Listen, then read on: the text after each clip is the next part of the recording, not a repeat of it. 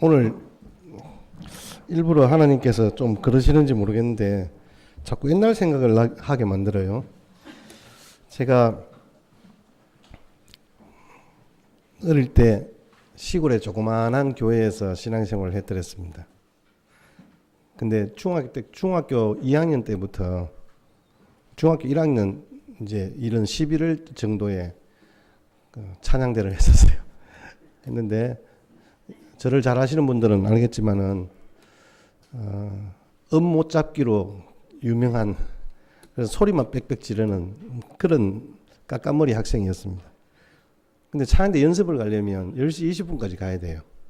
제가 아침에 일어나서 교회를 가려는데 아버지가 아니 생전 심부름을 안 시키시는데 그날따라 심부름을 시키시는 거예요. 심부름을 시키고 심부름을 하고 왔는데 보니까 딱 15분이에요. 근데 저희 집에서 제 걸음으로 뛰어가면 한 6, 7분, 7, 8분 정도 걸려요. 거리가 한 1km, 1.5km 정도 되는데 제가 가면서 그때 당시에 제가 얼마나 성령 충만한지 아세요? 새벽 기도도 나가고 막 제가 중1 때 예수님 만나고 나서 그렇게 아주 성령 충만했더랬어요. 그래서 막 교회에 열심히 달려갔어요. 달려가면서 기도했어요. 하나님 저 늦지 않게 해주세요. 사실 늦는 거 아무것도 아니다 그렇게 생각하실지 모르겠지만 그때만 하더라도 건너지면 저는 죽는 줄 알았어요. 얼마나 달렸던지 달리면서 기도하고 막 진짜 눈 감고 막 달렸던 것 같아요. 근데 여러분 교회에 딱 정각에 도착했어요. 야, 얼마나 감사한지. 와, 주님 감사합니다 이러는데 제가 교회 문을 딱 열고 딱 가는데 신발장 밑에 그 약간의 턱이 있는데 거기 딱 걸려 딱 넘어졌어요. 제가 뭐라는지 아세요? 아니 하나님 그렇다고 해서 등 떠밀 것까지는 없잖아요.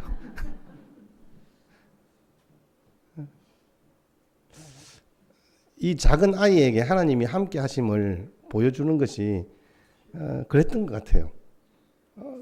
저는 기도하는데 저는 그렇게 하나님과 대화하면서 하던 것이 너무 행복한 거예요. 그 기억이 제 속에서 계속 있는 거예요. 사실 아까 우리 찬양팀이 찬양할 때 나의 등 뒤에서 그 찬양을 또 하는 거예요. 그런데 이 생각이 나는 거예요. 오늘 설교 본문에는 없는 거예요. 제가 온 거에는 없는 거예요. 근데 오늘 찬양도 내 영혼아 그날따라 이 찬양을 했어요. 찬양대 연습을 하는데. 근데 그날따라 저 형님 되시는 우리 교회 형님 되시는 그분 지휘자 청년이었는데 저를 얼마나 구박하는지 못 부른다고, 못 맞춘다고. 근데 그날 하나도 기분이 안 나빴어요. 얼마나 행복했는지. 그런 생각이 들었더랬어요. 아, 그래서 진짜 행복이나 만족이나 내 삶의 기쁨이 과연 무엇 때문인가를 생각하면서 사람들은 좀 많이 가지려고 하잖아요. 이것 가지고 저것 가지고. 그런 욕망들을 채우면 우리는 행복할 수 있을 거라고 사실은 생각해요. 그렇게 생각하지 않는 사람은 아마 아무도 없을 것 같아요. 돈은 많이 가지면 많이 가질수록 사실 좋잖아요. 편하니까. 그러면 내가 도와줄 사람 많이 도와주면 되지. 우리 속에서 당연히 일어나는 생각이란 말이에요. 근데 가진다고 해서 행복하느냐? 우리 어떤 분이 그런 이야기 한 거 여러분 들으셨죠? 우리 태어날 때는 아이들이 어떻게 태어납니까? 손을 이렇게 꼭 쥐고 태어나요. 이렇게. 손을 꼭 쥐고 태어나요. 그걸 두고 세상에 태어나면 내가 한몫 잡으려고 하는가 보다. 이제 그렇게 생각을 하신대요. 그렇게 하고 인간들이 태어난대요. 근데 사람이 죽을 때는 어떻게 해요? 전부 손을 펴잖아요. 손을 안 펴는 분들이 계세요. 그런 분들은 정말 두려운 분들이에요. 여러분 죽으면서 임종을 맞이하면서 제가 임종 예배만 한 100번은 넘게 드린 것 같아요. 임종을 맞이하면서 보는 분들의 모습들을 보시면 두려움이에요. 두려움. 죽음에 대한 두려움 때문에 너무 긴장을 하는 거예요. 그래서 손을 꽉 쥐는 분들이 계세요. 그리고 갑자기 사고를 당하면 손을 꽉 쥐는 경우들도 있어요. 근데 대부분 사람들은 죽음을 알고 손을 펴니다. 정말 아무것도 없다는 거죠. 가지고 갈 게 아무것도 없는 거예요. 우리가 소유하려고 태어나고 얻으려고 태어났지만 하나님 앞에 가는 순간에는 아무것도 가지고 갈 것이 없다는 거죠. 사람은 행복해지려고 노력하잖아요. 의미 있는 삶, 내가 왜 태어났는가, 내가 왜 살아가는가에 대한 답을 얻고 싶어 하는 것이 우리의 인생의 가장 일상적인 모습입니다. 그런데 문제는 무엇을 해야 행복해지고 무엇을 해야 즐겁고 기쁘고 만족하느냐는 거죠. 세상에서 얻어지는 행복의 조건들은 대부분 그 생명이 길지 못하는 거예요. 다른 사람의 인정을 받고 싶은 마음이 있습니다. 다른 사람들이 내 마음과 같아지기를 그런 마음이 있습니다. 그런데 어떤 것은 나를 지지하고 응원해 주는데 어떤 것은 도저히 그 사람도 그 사람을 지지해 주지 못하는 거예요. 그러면 여기에는 만족하고 또 여기에는 만족 못하는 거예요. 그러니까 결국 우리 속에는 늘 불만족하며 살아갈 수밖에 없는 거죠. 행복의 조건이 주어졌는가 하면은 곧 변해버리기 때문에 세상에 있는 모든 조건들은 금방금방 변합니다. 그런데 성경을 보면 그 해답에 관해서 무엇이라고 말하고 있는지 오늘 우리에게 주시는 사도 바울의 그 고백을 다시 한 번 더 우리 함께 고백하십시다. 8절 말씀입니다. 한번 띄워주시겠습니까? 8절 다 같이 시작. 또한 모든 것을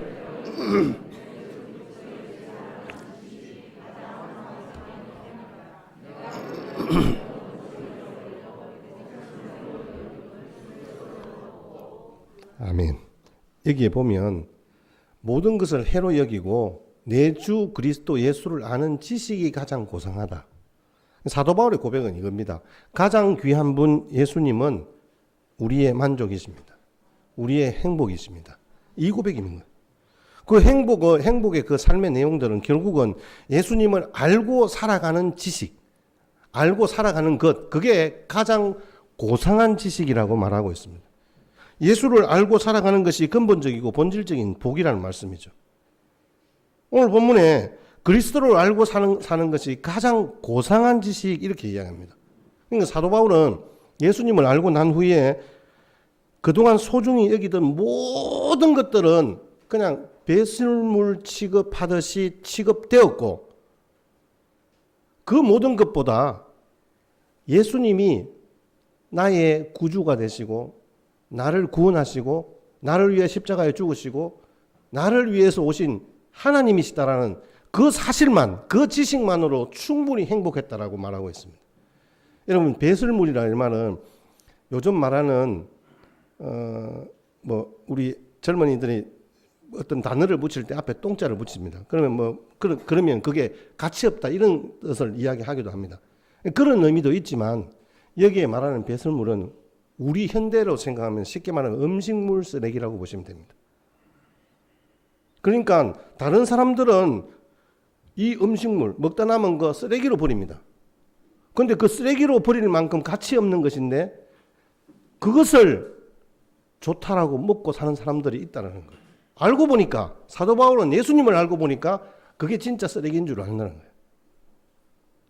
그렇게 여기며 살아갔다는 거죠. 사도 바울은 고상하다, 사도 바울이 고백한 이 고상하다는 말의 의미는 이게 우리들이 살아가면서 어떤 상업적인 개념입니다. 가치가 있다 없다 이겁니다. 여러분 아무리 작은 것이라도 보석은 가치가 있잖아요. 근데 아무리 덩치가 큰 것이라도 여러분 솜이 우리 집채만하게 우리 교회당만하게 있는다 한들 그게 가격이 얼마나 하겠습니까? 근데 아무리 작은 것이라도 여러분 다이아몬드는 어때요? 여러분 혹시 반지를 다이아몬드 10캐럿짜리 보통 얼마 정도 해요?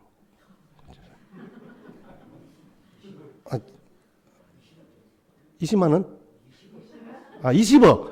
엄마. 그럼 10캐럿짜리가 좋습니다. 10캐럿짜리 반지를 끼고 있다. 근데 그게 너무 좀 툭 튀어나오고 좀 자꾸 옷 입을 때도 긁어치고 해서 집에 놔뒀다. 그럼 동창회를 갔는데 친구가 남편이 100만 원짜리 진주 이따만하게 박았다고 해서 그거 막 자랑하네요. 그러면 그 사람이 볼 때 뭐라고 이야기할까요? 와, 좋네. 나 그거 가지고 싶다. 이렇게 생각할까요? 그냥 웃고 말죠. 우리말로 그냥 웃고 말죠. 여러분 20억짜리가 집에 있는데 그거 진주 반지 100만 원짜리 가지고 와, 너무 좋아. 부럽다. 우리 남편이 저거 사줬으면 좋겠다. 이렇게 생각하는 사람 아무도 없단 말이에요. 이게 바로 고상하다는 말의 의미예요. 가치가 있다는 말씀의 의미입니다. 그것이 워낙 비싸기 때문에 모든 손실을 갚고도 남음이 있다라는 말씀이에요. 이게 바로 마태복음 13장 44절 말씀에 한 농부가 밭을 갈다가 딱 하고 소리가 부딪히는데 캐보니까 거기에 금덩어리가 있는 거예요. 보화가 있는 거예요. 아, 이 금덩어리는 자기가 가진 모든 집이나 밭이나 모든 것을 팔아도 이게 훨씬 더 비싼 거예요. 그러니까 자기가 가진 모든 소유를 팔아서 그 밭을 사는 거예요. 이게 바로 고상하다는 말씀의 의미입니다. 더 가치가 있다는 말씀의 의미입니다. 이 비유의 주인공인 한 농부는 그렇게 그 밭에 있는 그 보화를 발견하고 모든 것들을 다 팔아서 바꿀 만큼 가치가 있는 것을 발견한 거죠. 바울이 이 예수 그리스도의 은혜를 발견하고 예수 그리스도 안에 있는 그 보화, 그 보석을 알았기 때문에 이제는 예수 그리스도를 만난 사람처럼 행동하는 거예요. 이러한 행동이 내 힘과 내 능력으로 되는 것은 아니죠. 아, 내가 그게 좋겠다. 아, 그러면 좋겠네. 이론적으로 생각하는 거랑 자기가 경험하는 거랑 다른 거예요. 성경에 나오는 바리새인 이 세리장 삭개오 같은 경우에 자기가 예수님을 딱 만나고 난 후에 다른 사람들을 위해 살게 됐잖아요.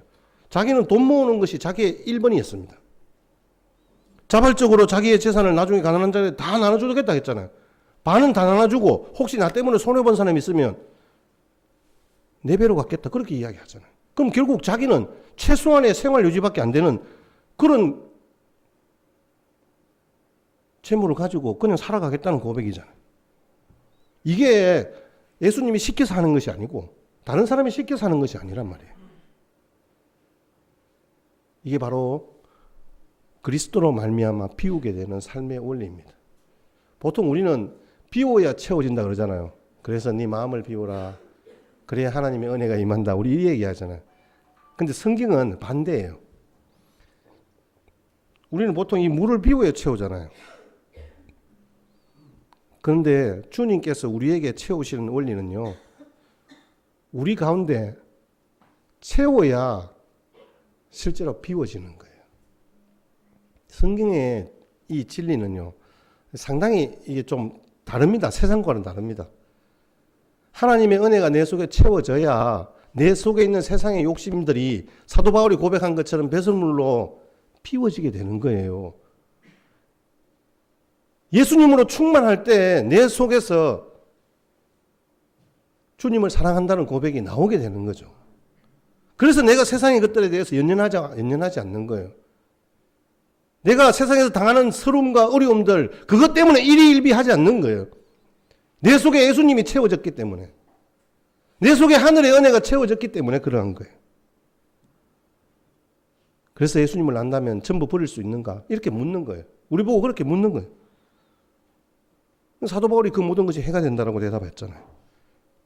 실제적으로 해로움을 깨닫기 때문에 자신이 어려서부터 쌓은 모든 것이 다 해라고 보았습니다. 사도 바울이 말하는 이 고상한 지식이라고 하는 것은 그냥 단순한 내가 이론적으로 알고 있는 것이 아니라 자기가 삶에서 체득한 모든 것, 인격적인 표현이죠. 어느 주석서에 보면 이 본문에 대해서 이렇게 해석합니다. 어떤 사람이 배에 짐을 가득 싣고 무역을 하라고 합니다. 다른 지방에 가는데 풍랑을 만났습니다. 그런데 자기가 구입했던 그 짐들, 비단들, 물건들을 다 바다에 버리면 살 수 있어요. 어떻게 할까요? 어떻게 해야 될까요? 사실 그건 자기 돈으로 샀으면 그래도 손해를 감수할 수 있어요. 그런데 투자를 받아서 샀다. 그럼 어떻게 돼요? 자기가 그 모든 것들을 다 물어내야 되는 거예요. 손해배상을 해야 되는 거죠. 어찌 보면 자기 생명보다 더 귀하다고 여길 수 있단 말이에요. 그런데 그것을 다 버리는 거예요. 왜? 생명이 귀하기 때문에. 실제 있었던 사건이잖아요. 두 사람이 산을 넘다가 눈보라를 만났습니다.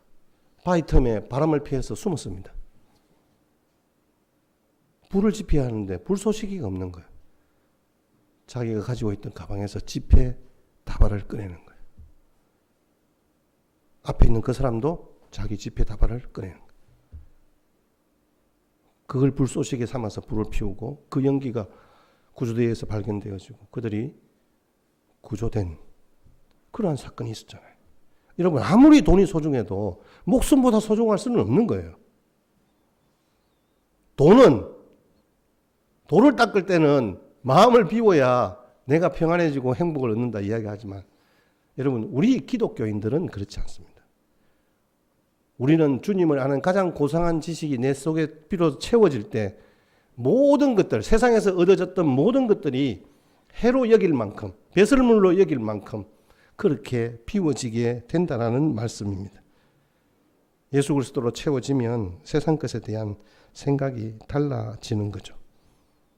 그래서 여러분, 비움에 앞서서 우리 예수 그리스도가 주시는 은혜로 충만해지시기를 주의 이름으로 축복합니다.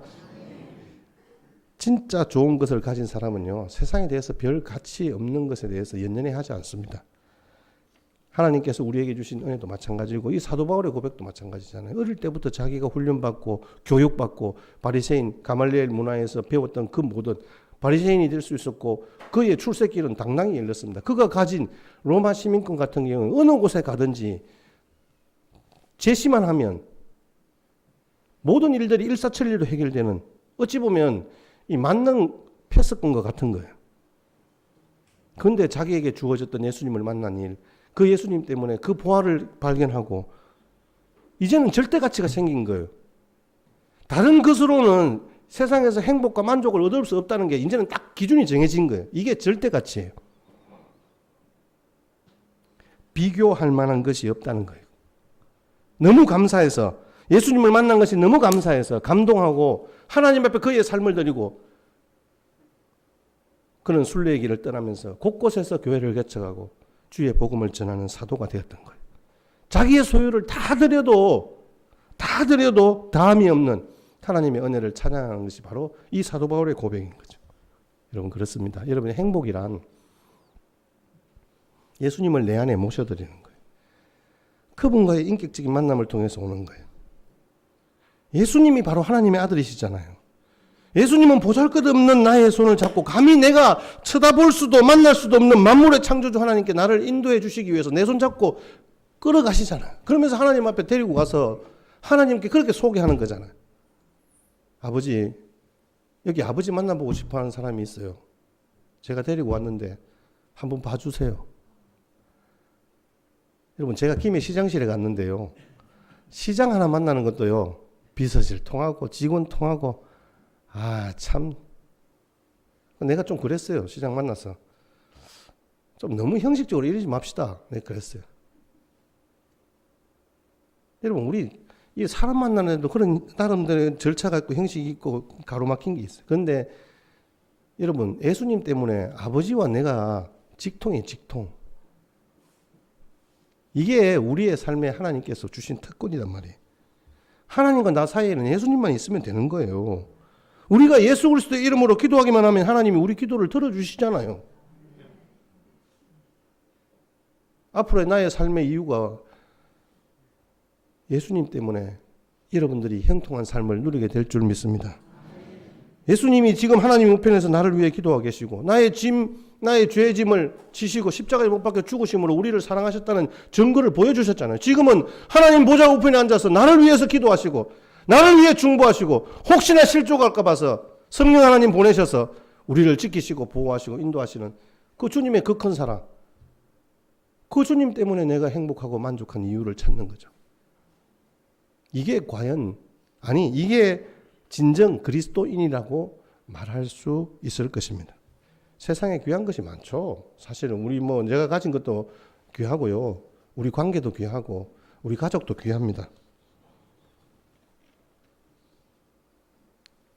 그래서 어떤 분들은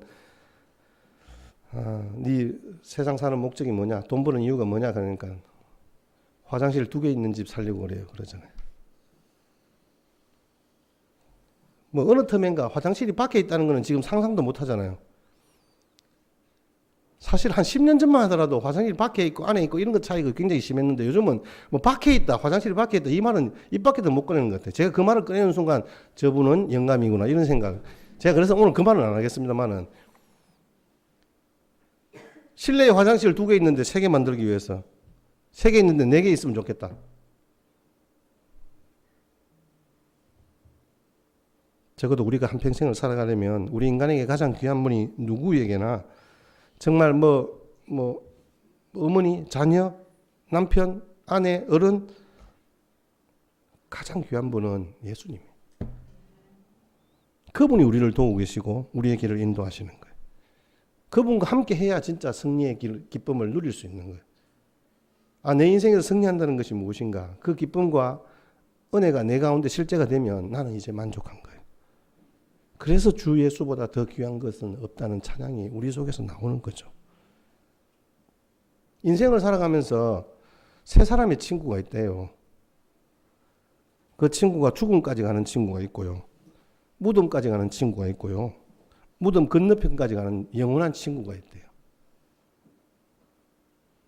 죽음까지 가는 친구는 내가 가진 물질과 명예와 내 진짜 친구들이죠. 사람 관계죠. 딱 장례식장 조의하러 가면 끝인 사람. 그런데 무덤까지 가는 친구는 우리의 형제와 가족들이죠. 무덤 건너편까지 영원히 가는 친구는 누굴까요? 누굴까요, 여러분? 우리가 가고 싶어도 못 가잖아요. 나는 가고 싶어요. 제 아들을 먼저 보냈을 때 저도 가고 싶었어요. 못 가요. 예수님밖에 없다니까요, 여러분. 예수님밖에 우리를 영원한 건너편 천국까지 인도하실 분은 예수님밖에 없는 거예요. 그래서 영원히 동행할 친구를 여러분 정말 친구 삼으십시오. 오늘 우리가 부른 찬양 나의 영원하신 기업이잖아요. 나의 영원하신 기업 생명보다 귀하다. 나의 갈 길 다가도록 나와 동행하소서. 주께로 가까이 주께로 가오니 나의 갈 길 다가도록 나와 동행하.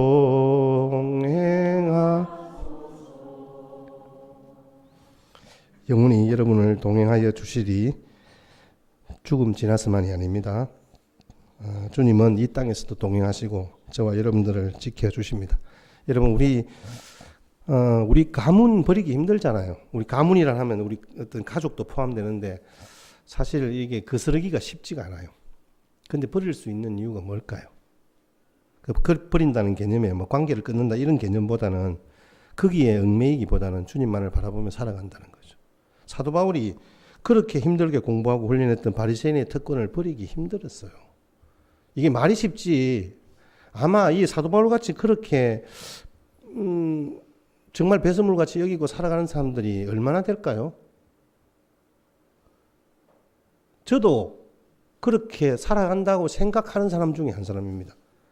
근데 그게 아니더라고요. 순간순간 내가 누군데 딱 이 생각이 나는 거예요.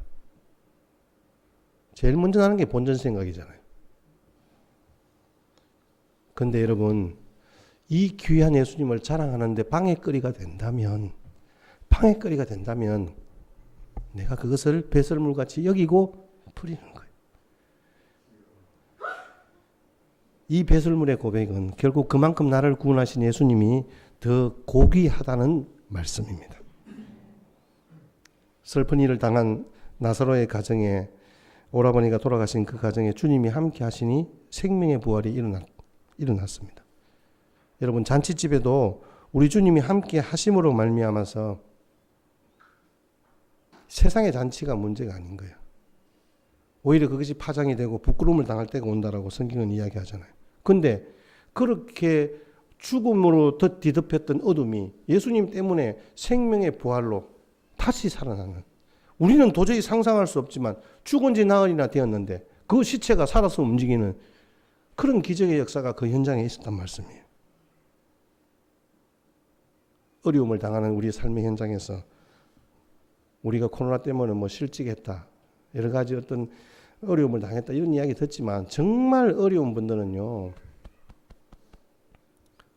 혼자 되신 분들이에요. 혼자 되신 분들이 어려운 거예요. 그런 분들은 다른 분이 위로해도 별로 위로가 안 되는 것 같아요. 제가 가만히 보니까. 이 외로움은 다른 것으로 채워줄 수 있는 게 아닌 것 같아요. 정말 그분들에게 필요한 것은 주님인 것 같아요. 그래서 그분들의 우리 교회에 유별나게 혼자 되신 분들이 많아요. 참 보면 주님이 진짜 우리 교회를 사랑하시는구나 제가 많이 느껴요. 그런 외로움의 마음들을 서로가 서로를 치유하고 함께 살아가는 그런 삶의 이유로 알고 살아가는 우리 같은 친구들이 있으니까 그래도 교회 와서 위로를 받는 거죠. 근데 우리 성도님들 중에서 가끔씩 교회에서 막 짜증나는 일이 있고 힘든 일이 있는데 불구하고 괜찮아요, 예수님 때문에, 진짜 이렇게 이야기하시고 싱긋 웃고 나가시는 분들을 보면요, 제가 참 미안하고 참 죄송해요. 우리가 한평생 살아가면서 정말 행복한 순간 언제일까요? 제가 서두에 말씀드린 것처럼 주님이 나와 함께 하신다는 그 사실들을 딱 깨닫게 되는 순간인 것 같아요. 제 경험은 그래요. 여러분들도 그런 경험을 하셨으면 좋겠어요. 일생에 가장 행복했던 순간, 우리 주님이 귀한 줄 알고 주님을 사랑했기 때문에 그 사랑하였던 때가 가장 행복한 때였다는 사실입니다. 제가 제일 좋아하는 찬송 중에 하나가 주 예수보다 더 귀한 것은 없네입니다. 여러분, 이 주 예수보다 더 귀한 것은 없네라는 찬양은 여기 보면 계속 10번, 20번 반복하잖아요. 주 예수보다 더 귀한 것은 없네. 예수보다 더 귀한 것은 없네. 여러분, 다른 사람을 위해서 죽은 사람들이 있을 때 보통 세상에서는 동상을 세우잖아요. 동상. 저기 뭐 육군사관학교 안에 보면 강제구 소령 그다음에 저 일본 신주쿠역에 가면 그 이수연 씨 같은 경우에 다른 사람을 위해서 죽은 열사나 투사나 이런 사람들을 위해서 동상을 세워요. 다른 사람을 대신하여 죽었기 때문에 그렇죠. 근데 여러분, 저와 여러분들의 마음에 누가 우뚝 서 있습니까? 예. 우리 마음에 서 있는 동상은 예수 그리스도입니다. 우리 가정에서도 언제나 예수 그리스도의 십자가를 바라보는 것은 주님이 나 같은 죄인을 살리시기 위해 십자가에 못 박혀 죽으셨구나. 이 은혜를 주시기 위해서 오늘도 나와 함께 동행하시고 나를 보호하시고 인도하시는 우리 주님 때문에 행복한 인생길 되시기를 주의 이름으로 축복합니다. 그래서 세상 즐거움 다 버린다라고 고백하잖아요. 이 세상의 모든 명예 다 버린다고 고백하는 거예요. 이 귀하신 주님이 내 곁에 함께 있을 때 세상의 모든 것들을 배설물로 버리게 되는 거죠. 그러면 여러분, 이 놀라운 예수님이 함께하면 우리 삶에 어떤 일이 일어나겠습니까? 예수님 때문에 감사한 마음이 우리 가운데 일어나겠죠. 자, 우리 9절 말씀. 자, 사도 바울이 이렇게 고백합니다. 9절 시작. 그 안에서 발견되려 하매니 내가 가진 의는 율법에서 난 것이 아니요 오직 그리스도를 믿음으로 말미암은 것이니 곧 믿음으로 하나님께로부터 난 의라. 아멘. 그 안에서 발견되려 하매니 예수님이 나를 위하여 죽으심으로 내가 죄인에서 의인이 되었고 하나님의 자녀가 되었다는 사실이 깨달아진. 이제는 내가 죄 가운데서 죽는 존재가 아니라 하나님의 의로 살아난 존재가 된다는 거예요. 다른 것에 대해서 내가 얼마나 더 살았냐, 얼마나 더 가졌느냐, 그 문제는 부수적인 문제의 일이 된 거예요. 그 일은 내 인생 가운데 그것이 내 인생의 의미들을 찾는 방법은 아닌 거예요. 하나님께서 우리 가운데 주신 약속의 말씀은 그렇습니다. 낙심하고 원망해도 이상하지 않을 처지에 있으면서 오히려 찬송하고 감사할 수 있는 힘, 그건 바로 우리 주님 때문에 우리 가운데 있어지게 되는 것입니다. 여러분, 사랑하면 행복합니다. 여러분, 사랑을 형식적으로 하기 시작하면 계산을 하게 돼요. 내가 이만큼 했는데 저 사람은 왜 요것밖에 안 돌아오지? 딱 이 생각이 듭니다. 이거는 부부간도 마찬가지입니다. 한 남편과 아내가 부부싸움을 합니다. 반찬이 맛이 있다 없다. 어느 날 옆집에 갔는데 옆집에 그 아주머니가 해주는 반찬을 먹었는데, 김치를 먹었는데, 우와, 너무 맛있는 거예요. 네 이거 한번 먹어봐라. 제발 좀 이렇게 한번 담아봐라. 남편이 그렇게 이야기했어요.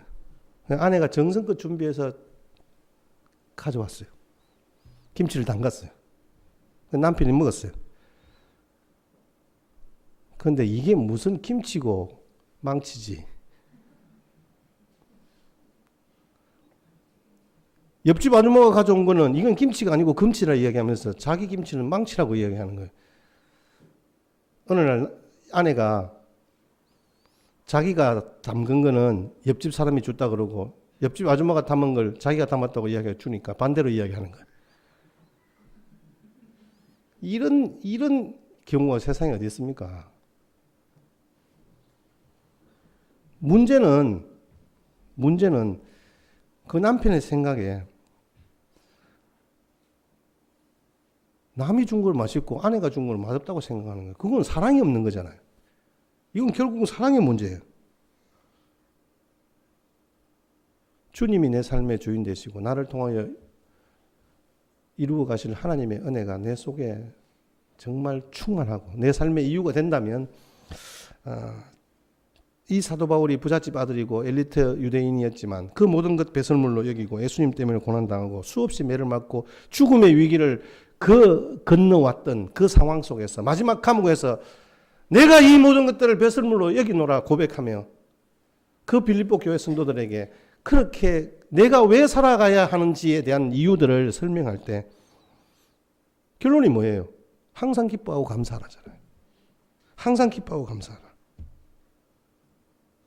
여러분, 우리의 삶에 예수님 때문에 행복한, 정말 예수님 때문에 우리의 삶에 의미가 있는 내 삶의 이유 되신 예수 그리스도, 그분이 이 땅에 가장 소중한 것임을 고백하며 살아가는 복된 삶의 날 되시기를 주의 이름으로 축복합니다. 우리 찬양대에서 우리 주 예수보다 더 귀한 것은 없네. 1절만 같이 한번 불러주시겠습니까?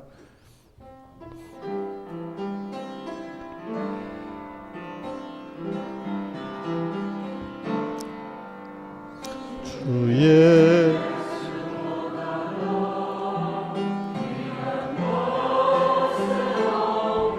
아멘.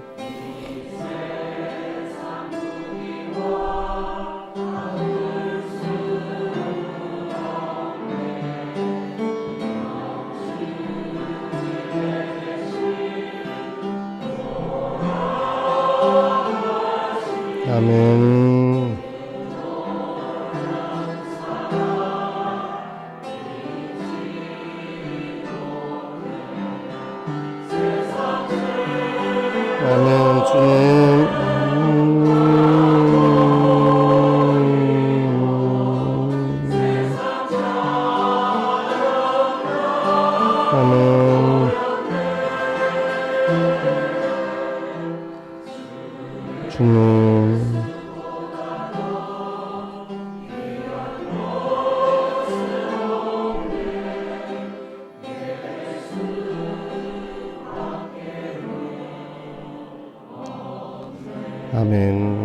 아멘.